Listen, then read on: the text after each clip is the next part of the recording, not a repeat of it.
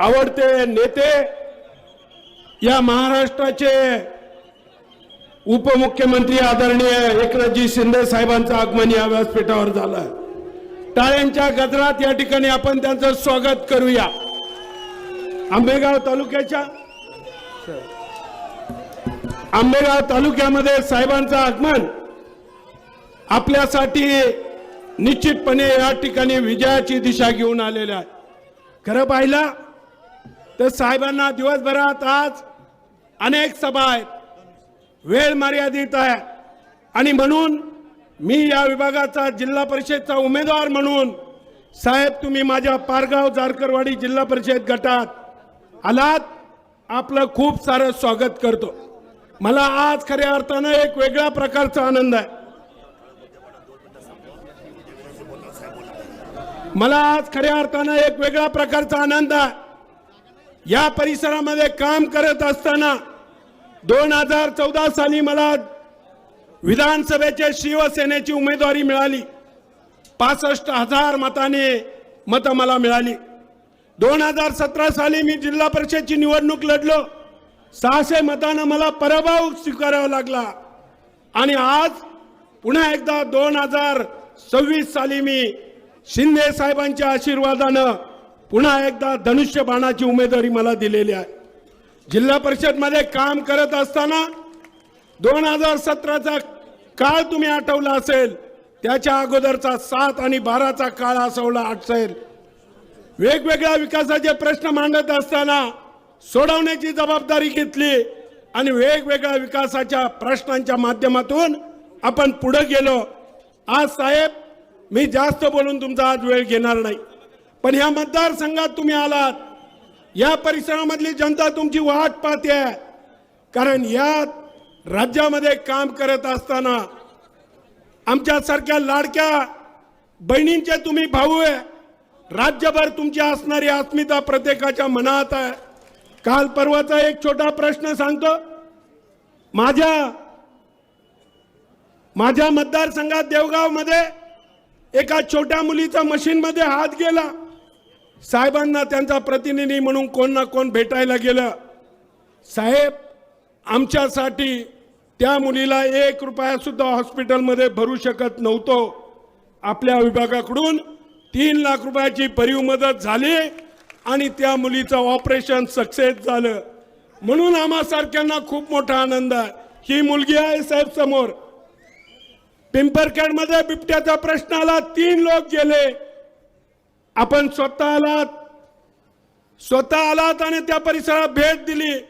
लोकांना आज प्रत्येकाला वाटतंय शिंदे साहेब म्हणजे माझं घर आहे, माझ्या परिसरात आहे आणि एक आपुलकीचं नातं जपणारा नेता आहे। आम्हाला त्यांना भेटायचं आहे, त्यांच्यासाठी काम करायचं आहे, ही भावना त्यांची निश्चितपणे राहिलेली आहे।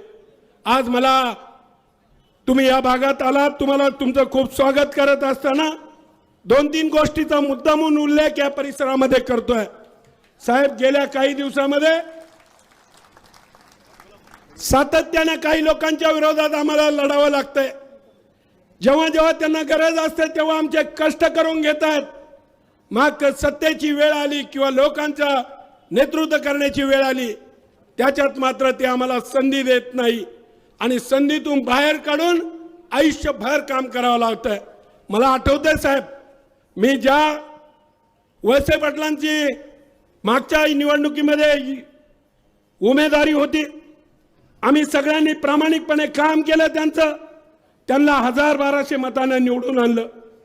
पण जेव्हा ते निवडून आल्याच्या नंतर त्यांनी आम्हाला वाऱ्यावर सोडलं आणि अक्षरशः या परिसरातला खेळखंडोबा मांडण्याचा प्रयत्न केला। आज मी आपल्याला विनंती करणार आहे, माझ्या भागामध्ये काही प्रश्न आहेत, ते प्रश्न सोडवण्यासाठी आपली सातत्यानं आम्हाला सगळ्यांना खात्री आहे की आपण मदत करणार आहे। वन विभागातले अनेक रस्ते या परिसरामध्ये बाकी आहे। निवडणुकीच्या आधी 8 वर्ष काम करायला त्यांना संधी मिळाली, एकही रस्ता त्यांना सोडू शकला नाही। पण आज जेव्हा निवडणूक लागली, आचारसंहिता लागली, साहेब अधिकाऱ्यांना हाताशी धरून नारळ फोडण्याचे कार्यक्रम या निवडणूक आचारसंहितेमध्ये करायला लागले। डिप्यांचे प्रश्न साहेब माझ्या धामणी परिसरामध्ये एक महाराष्ट्रकांत नावाची योजना होणार होती, ती योजना झाली नाही आणि होणारही नाही. गेली 35 वर्ष लोक त्या योजनेची वाट पाहत होते, पण झाली नाही. मग आम्ही शेतकऱ्यांना जागृत केलं आणि 8-8, 10-10 शेतकरी एकत्र आले, कोटी रुपये टाकले आणि त्यांनी आज योजना उभ्या केल्यात. पण गेल्या वर्षभरात त्यांना कनेक्शनच्या नावाखाली इकडे तिकडे फिरवलं, पण कनेक्शन देऊ शकले नाही.